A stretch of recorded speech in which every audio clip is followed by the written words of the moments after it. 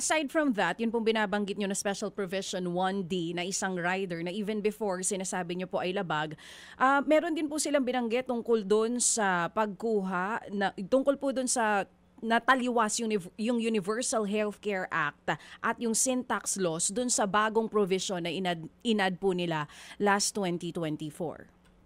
Yes, tama. Ang una, tatlo kasi ang rason bakit in-invalidate ang 1D. Ano ba ang 1D? Ang sabi lang naman ng 1D, na bagong pasok yun, BICAM lang pinasok yun, yung reserve funds ng mga GOCC, halimbawa 100 billion ang reserve fund, ay ibaba mo sa reasonable level. Halimbawa, tingin nila ang pinaka-reasonable doon 60 lang, 60 billion. Pagkatapos mong ibaba, yung natira, yung 40 billion na tinanggal mo sa reserve fund, ay pwede mong gamitin para doon sa program appropriations. Yung mga proyekto nilang nilalagay sa UA. No? Yun ang 1D. So, challenge yun. At ang sabi ng Korte Suprema, unconstitutional yun. One, for violating the provisions sa Constitution ng rider. Ibig sabihin ng rider, may pinasok ka doon sa batas na walang kinalaman sa batas. In fact, it amended other laws like yung UHCA, yung sin tax laws at iba pa. Yung pangalawang dahilan, ang sabi ng Korte Suprema, it violated Article 625 9 na nagsasabi na ang any appropriation di mo pwedeng i-transfer. Maliban na lang kung ang presidente, ang Korte Suprema, etc. ay mag-realign ng savings. Tingin ng Korte Suprema, violate din yun kasi ni-realign eh.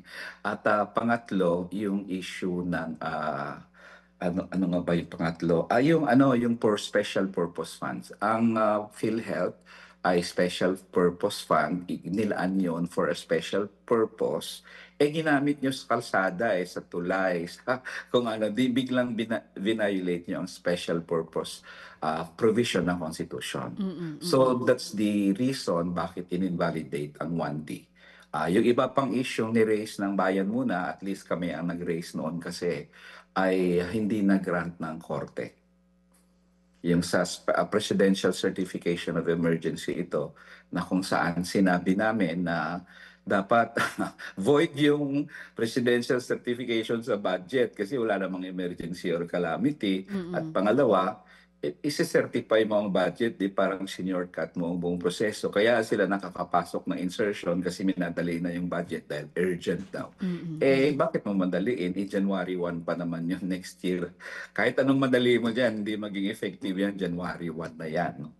Ang isa pa naming prayer sana doon, mag-guidelines ang Korte Suprema doon sa BICAM. I-invalidate ang ng BICAM at sabihan ng Korte Suprema, hindi kayo pwedeng mag-insert. Harmonize lang kayo ng disagreeing provision ng dalawang bills.